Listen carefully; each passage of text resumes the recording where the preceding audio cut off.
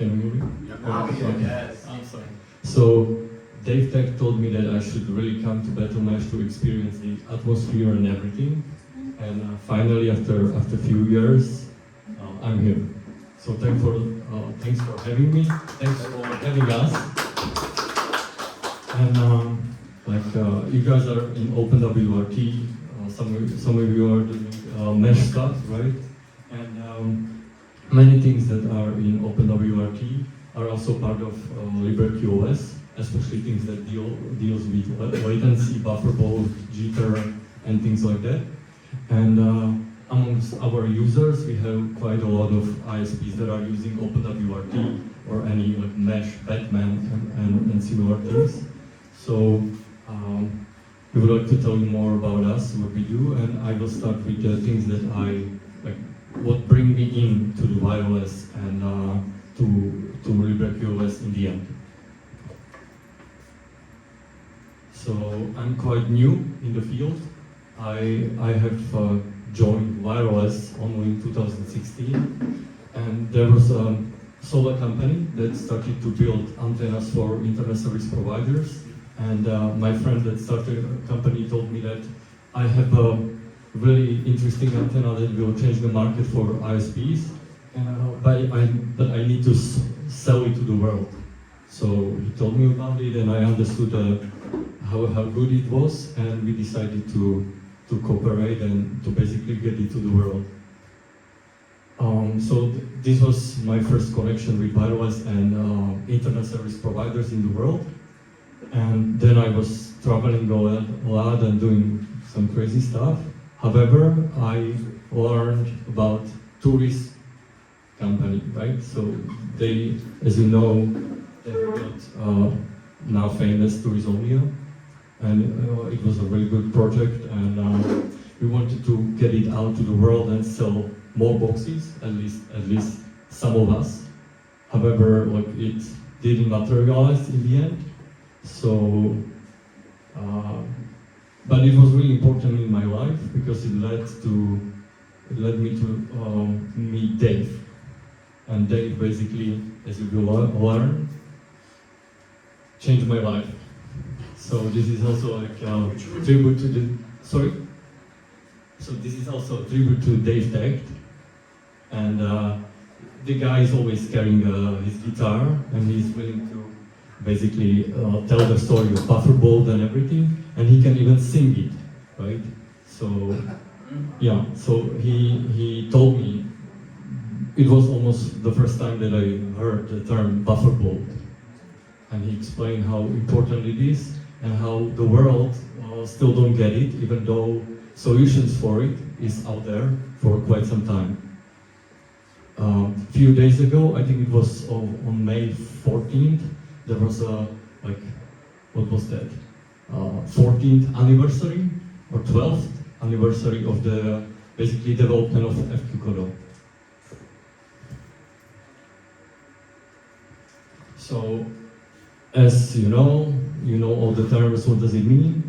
But some of you probably never heard, or many people still don't understand that most of it is actually happening in the last mile. And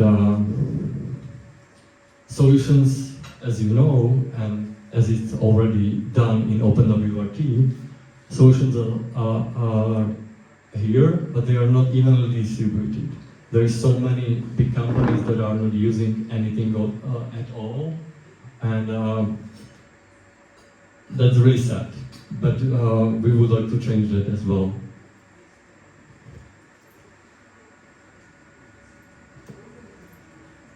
I was not too fast. So another thing that I wanted to mention is that Dave is actually working on the successor to Cake. He was able to get quite a lot of funding from NOAA. So if there is any one of you interested to work on it, or at least to take a look on it, please try to get the link from the QR code. It's not no fake or something. It will never scam you or anything else, but it will lead you to the Google Doc where Dave is collecting the ideas. So if you have anything to suggest, what should be a part of Cake, what you are missing there, feel free to reach out. And also, if you probably know Dave's email, Gmail, so feel free to reach out to him, and you can be a part of this project as well. Dave is looking for a few people that will work on it with him as well.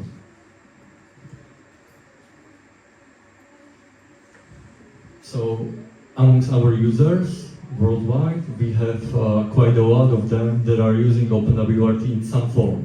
So this was a really interesting use case where an ISP in South America decided to give new life to old Cambium Wi-Fi routers, and so he took the OpenWrt and he basically used it as a base for his own fork of the OpenWrt, and he was able to save the day for his customers with pretty old, like 10 plus years old routers that are working well. And also I would do my best to provide slides so you can read about these stories. Maybe it will be interesting for you.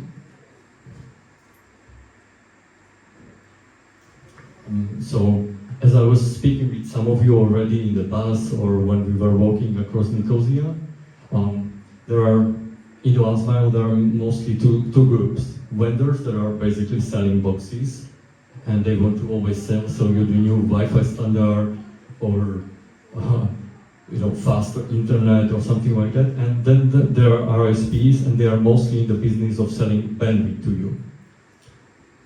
However, we know that that's not working, and especially in the world where there is plenty of bandwidth in most of the countries in the world, we still don't have the experience on the internet that we should have. And therefore we do believe that an ISP would need to have a quality of experience middle box in his network, and he or she will solve the latency problem for the most part for its customers, even though it would be the best to also replace all the routers in his network and also any other device, like on every single hop that you can imagine, with anything that would have FQ code or cake. But this will never happen. Therefore, the only way how to really solve the latency in the world is for the ISP to have a middle box in his network. And so, LibreQoS is our open source platform for internet service providers, and most of the LibreQoS is free and open source. But we are trying to find a way how to monetize at least some paid features that will also help ISPs, and it will help us to grow and build the open source platform. So we managed to find paid features, and I will show you later on. So meet the team. Robert was an ISP and is still an ISP in Texas, and at the beginning of COVID pandemic, he has a problem, as many ISPs, and you probably when you were working at home. There were so many people on Zoom, Jitsis, Meet, and pretty much anything you can imagine. But the internet, as we used to know it, was never built for latency. It was always built for speed, right? So Robert put together the early version of LibreQoS, and suddenly, like most of the complaints of his customers in his network suddenly dropped or even stopped. So he realized that he has something in his hands, and so he shared it on GitHub with people, and suddenly ISPs from all around the world started to use it. Herbert was one of these ISPs in the US that started to use it from the early days, and he decided to join Robert and to help him, because Herbert is a top-notch Rust programmer, and he wrote quite a lot of books about Rust, and he's teaching Rust all around the world. So he slowly started to rewrite the whole LibreQoS into Rust. Then obviously they reach out to Dave because he was one of the OGs that were doing stuff with latency, bufferbloat, and jitter. And Dave told me about the thing that it's happening with LibreQoS and how it's really helpful to the people around the world. And I decided to come over and help them.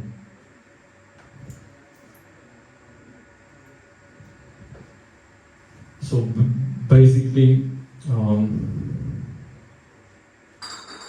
there are two main parts of LibreQoS, and it's monitoring of latency and also queuing.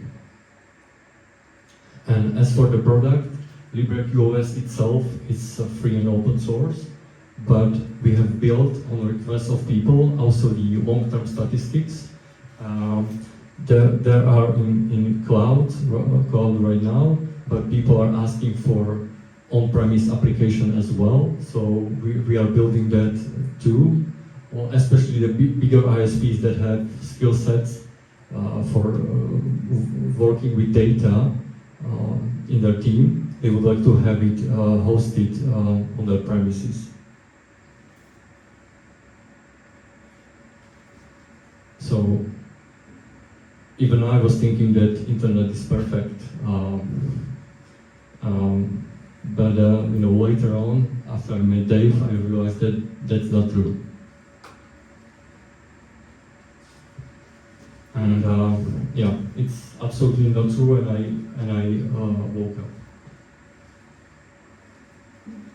So especially pandemic bring us to that realization. For at least most of the people realize that there is a problem with latency in their networks, even at home, on Wi-Fi.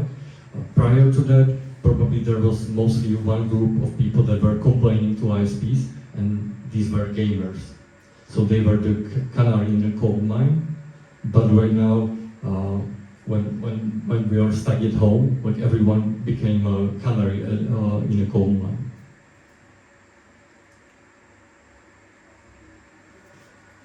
So LibreQoS was born, and it's easy to deploy, and there is no need to have really huge changes in ISP network.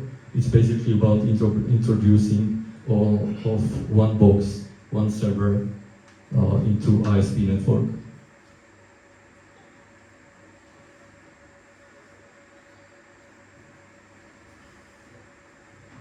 So right now you're seeing some of the schematics of how things are working.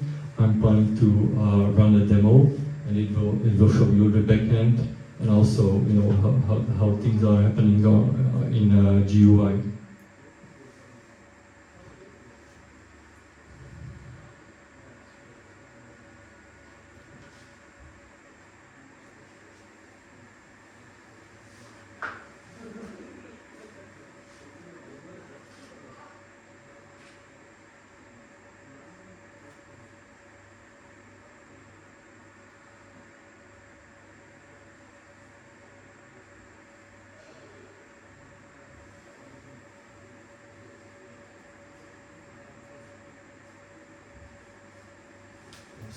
So we utilize a lot of things that you already know and are using also, and we also obviously right from the start started to use IPv6 because it should be like that.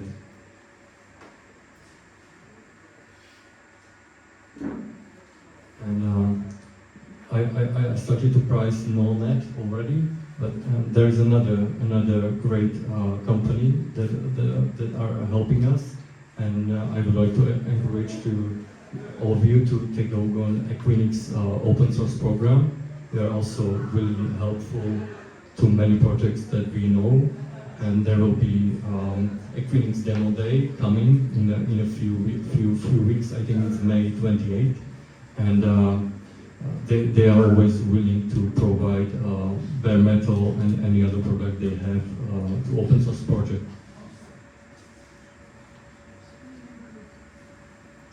And as for the traffic that we can deal with one box. It's anywhere between 50 up to 100 gigabit of traffic per box. It depends, of course, on the size of the ISP, how many upstream links that he or she has, and also it depends on the topology. So some networks are really deep and some are really flat. So it depends on how you want to approach stuff. And so the end should be a happy customer at your network. There are also people asking us if we can resize LibreQoS so it can be run on Raspberry Pi, for example, and we are thinking about it because it would make sense for a small medium office if your ISP doesn't give a shit and he or she doesn't want to deal with latency, because there are many such cases, unfortunately. It will be helpful to people to have it able to, put small Raspberry Pi to their office, and you will be good to go.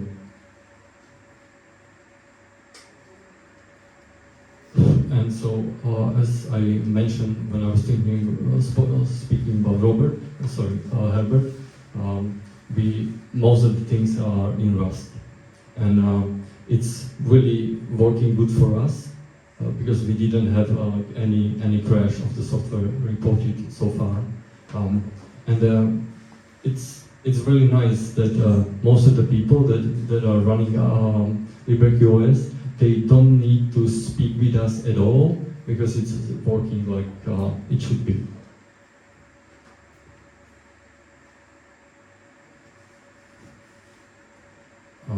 Some of the ISPs really like to use LibreQoS mostly for monitoring. So if they, for example, have OpenWrt routers in their networks, so Wi-Fi is fixed, but they like to have overview of the network, and LibreQoS can provide it as well. So you don't need to use it for shaping, basically. You can use it just for monitoring if you want to.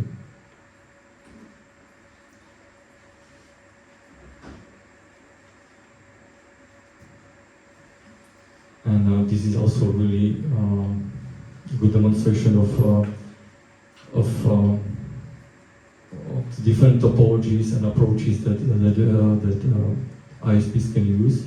So most of the other quality of experience solutions don't have this kind of granularity, and they want to force ISPs to set up the overview of their network, like in a not that deep manner, but we can go down deep. If I remember correctly, there are ISPs that are like 9 different layers of how they structure the topology of their network. The others will basically force them to restructure their networks.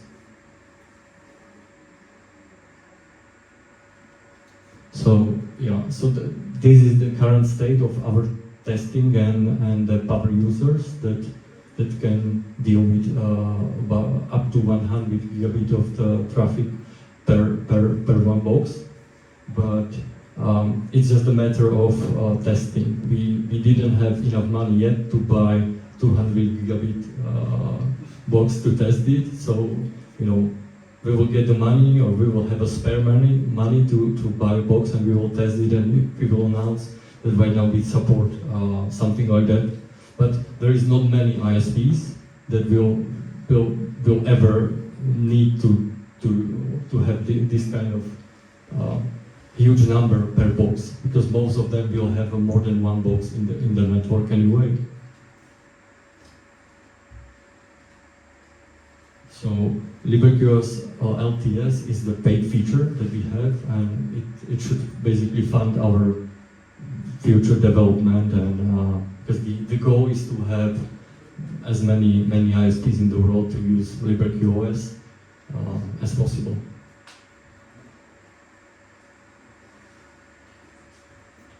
So, is it visible here? No. Okay.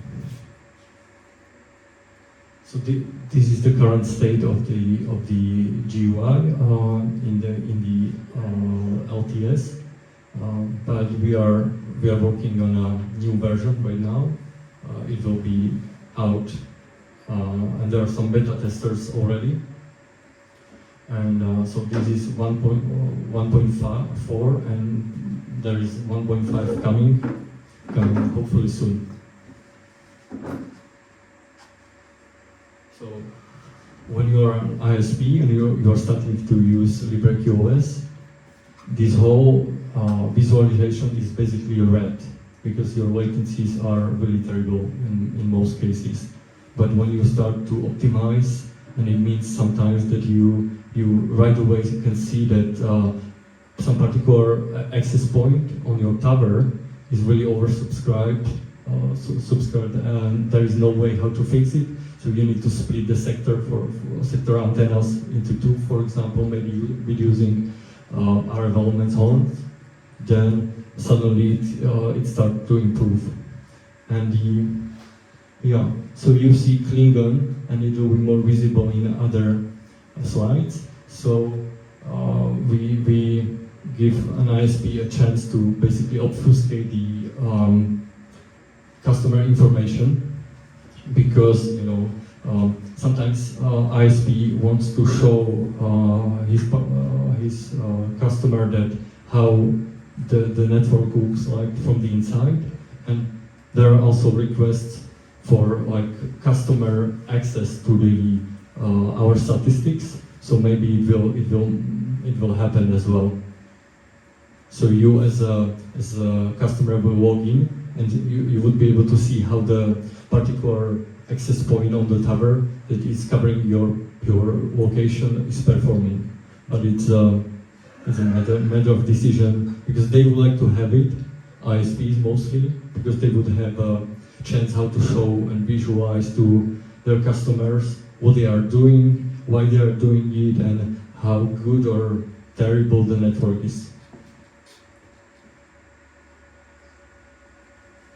So some people still don't accept that ISPs are basically forced to oversubscribe.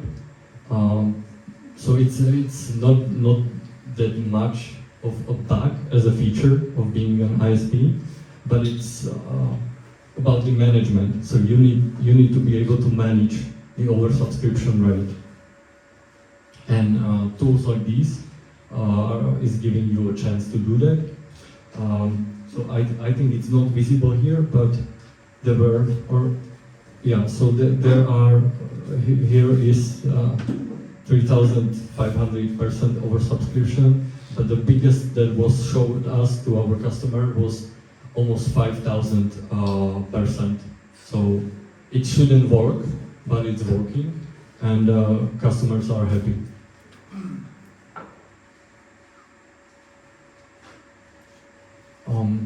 Another feature of long-term stats is that when you have more than one box, you can have it in one GUI. And for more complex networks, it's really handy. And now you can see the pretty prominent Klingon swearing of some sort.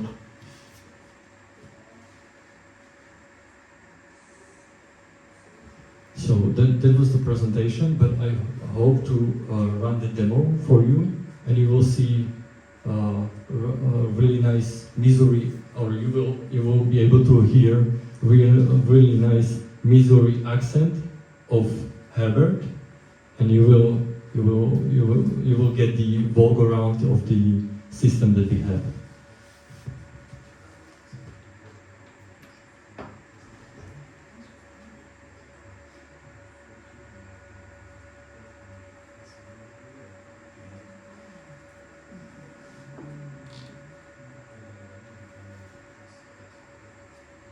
Where's my mouse? Bottom right.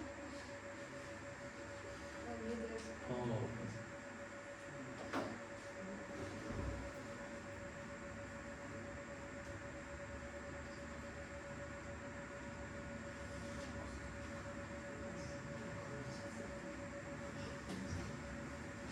Sorry.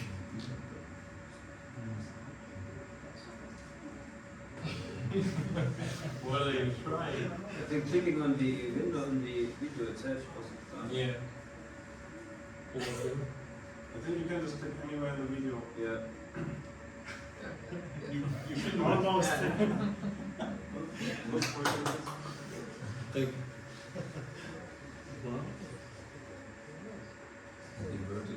Audio? Is it supposed to be audio? it's supposed to be. WISP?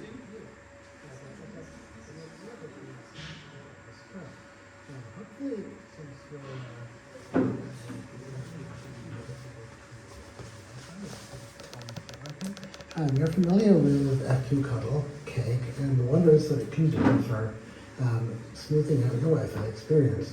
But LibreQoS, we wanted to expand that experience out so that it could be offered by an ISP system-wide, make everybody's experience better, instead of having to try and persuade every single vendor who ships CPEs of different types, customer premises equipment, to include it on their device. We thought, hey, we can do it in the middle.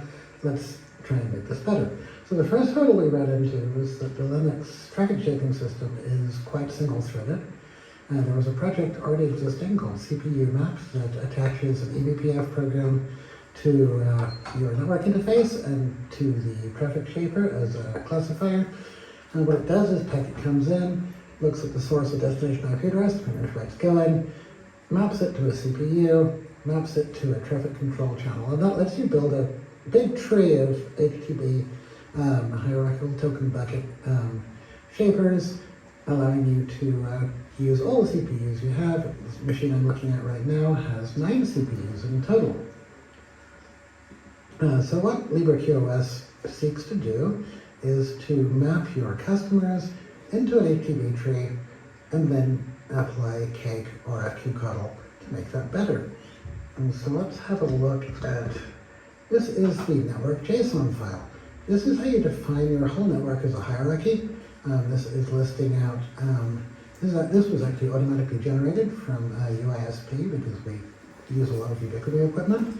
But it's listing out, at the top level we have a site called Calvin. It in turn has multiple devices, Calvin, Calvin 2. And you'll see we're listing a bandwidth for each of them.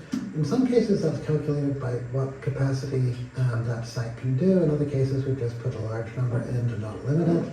HTTP is hierarchical, so you have the capacity available of the lowest part of the tree that you're in. As they filter up, they get added. Packets flow reasonably smoothly. HTTP does a pretty good job of sharing traffic between individual flows. As you should well know, it doesn't do a perfect job. For that, you need something like FQCuddle or Cake. This is the shaped devices CSV, and here we've listed every infrastructure item that we have, every customer that we have, named them, attached them to the tree that we were describing, and we give them minimum, maximum speed limits, and we set up IP masks. One of the things we extended for CPU map was that we can work with IP4 and IPv6. CPU map used to be on IPv4, and made sure that you can put full CIDR masks in if you want to. This looks terrifying, but if you have one of several integrations with your CRM program, this can be generated automatically, so you don't need to write it. You can also edit it in the GUI, starting with the next version. Okay, so that's the boring side. Let's have a look at the management interface. Here it is. This is LibreQoS 1.5 Beta 0. Beta 2 is actually getting a prettier user interface. Up here at the top, you can see we have shaping 866 devices, and it spotted 196 IP addresses going through that aren't in the list. You can see we're spreading the load across CPUs, not as evenly as we might like right now, but it's going pretty well. Between various sites, we're pushing a fair amount of data. I'm going to go into the configuration. I'm going to select redact and go into Klingon. I deliberately left it open for a minute there so that you could see what was going on, because now you can't really read any of this, but as we start seeing customer names go by, they'll be protected, especially when we go deeper into the program and you can start seeing a little more information about them. So what are we looking at overall here? obviously CPU and RAM. It's running pretty well. And we use a bin packing algorithm because it's the way one HTTP tree gets allocated to one CPU. You have to try and spread customers out across that. So we actually go into long-term history, which we'll look at in a moment, and try to predict roughly how much traffic will be assigned to different nodes. And then when the system reloads, it runs the bin pack algorithm to try and spread the CPU out. It doesn't always give you a perfect spread, but we're on a little VM here. We have 9 CPUs, happily shaping away 866 devices. We're currently only downloading about 600 megs a second through this box. Sometimes it gets up to 1.4 gigs or so. We're also tracking individual flows. A flow is a connection between point A and point B. In the case of TCP, it's a literal stream, a literal flow. For other protocols, we just track the 2 endpoints matching port numbers. You can get a good idea of what sort of connection is going on. This gives you a little graph of throughput going through the system. The green is what we're currently shaping. The orange is the actual total going through. So as you can see, there's a few missing, some of them in the unknown IPs. The round-trip histogram is pretty cool. Every TCP connection that goes through the system, TCP packets have a timestamp, and we track the timestamp between the data going in and being acknowledged back, giving you a real indication of how spry the user system is. If you want to do this on a home system, there are programs like Polera Pping that do a wonderful job of getting you the same data. We like to graph it out. We count the number of flows that are hitting each of the basic round-trip time categories. And the more you see is going to the left, the better our shaping is doing, the better the network's running. We also track individual parts of the network tree, and we'll have a look at that in more detail in a second. Often it's a good idea to keep track of who the top users are in your network right now. So this particular Klingon insult, that's what we translate the names into when we're redacting, downloading at 15 megs, getting an 18.7 millisecond round trip time, that's really good. We're counting TCP retransmissions, which also counts TCP duplicate packets because they're really hard to separate from looking at the network data as it goes through. We're doing all of that in kernel in eBPF. We talked a lot about the flows, how there are currently 16,000 of them going through. These are just the top flows currently going through our network. Local IP, remote IP. Google is currently top, that's probably YouTube, Akamai. Kind of unusual, I normally see TikTok as being one of the most popular ones. The TikTokers must already be in bed. We're also categorizing those by where they are in the world. So generic United States, we didn't know where they were. Kansas City, Columbia, Missouri, I'm in Columbia, so it's good to know that we've got some local hosting going on. And you can start to see individual round trip times. This is really helpful to allow you as an ISP to work on your connectivity with upstream providers. And if you start to see a CDN is in particularly high use and is starting to suck, talk to your upstream about what you can do about that. We keep a scan of what protocols are using the most on our network. HTTPS and QUIC usually chase each other around at the top. QUIC in particular with TikTok. Ether types, kind of boring because we don't have IPv6 on the network I'm demoing this on. Now the flow map, I'm going to open a new tab. And likewise over here in the worst category, we're tracking some of the worst round trip times. Some of these are truly awful. We track who's got the worst number of TCP retransmits going on. Whoever this Klingon insult is doing really badly. We probably need to go and look at their Wi-Fi. You saw network JSON earlier, where we defined the tree. We also have the ability to zoom all the way down the tree, see in real time what's going on, and see how different sections of the network are doing. This is extremely useful for diagnostic purposes. You can eventually get all the way down to a client, and here's one who's doing something. And now it starts to get interesting because we're looking at live Linux network stack data. We're looking at throughput tracked through the system. We're looking at their queue backlog, delays, how much they're using the network. As you can see, Cake is currently dividing everything up into tins. We don't have any voice data going on. We've got a little bit of interactive video. As usual, the majority of data is being thrown into the best effort bucket. But as they use their connection, they are benefiting from Cake smoothing everything out, because Cake is basically a packet pacer, so it's making sure the packets leave the network interface at an optimal rate for the speed that the flow can handle. And talking of flows, in real time we can see what this customer is currently doing. They're running Dropbox, talking to Socket, which is one of our streams, getting some data from Fastly. I also got the ability to run a packet capture if we want to, exports data for you to look at in Wireshark. And here's the flow map we were talking about. Because we can geolocate the ASN of every endpoint in flows being plotted, you can generate these nice little graphs showing you which ASNs your customers are using all over the world. As you can see, we have a pretty global set of customers. Even in darkest China, you'll see we have pretty bad RTTs, but there are parts of the US that we have apparently have pretty bad connectivity with too. Much of the US is pretty good. And this is a great tool, especially if you're using this in a developing country or areas with less good infrastructure, because you really start to paint a picture of how your connectivity with the rest of the world works and how well things could be improved. And if you subscribe to our long-term stats project, I'm going to look at this very quickly.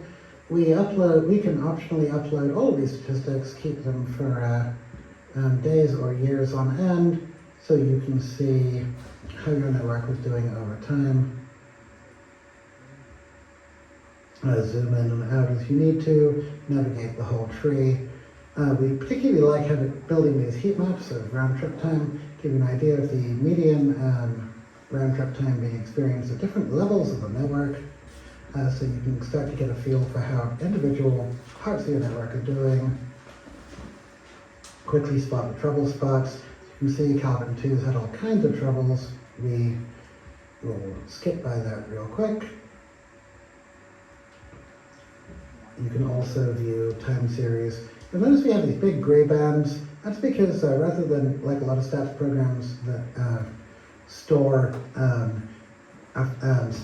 regularly and then average down by the 5 minutes, when we condense down, we store the average, but we also store the minimum and the maximum so that you have a good idea of how that data was banded during that time. So you should always see a range, especially as you zoom out, rather than an individual figure. And that is LibreQoS. Thank you for listening.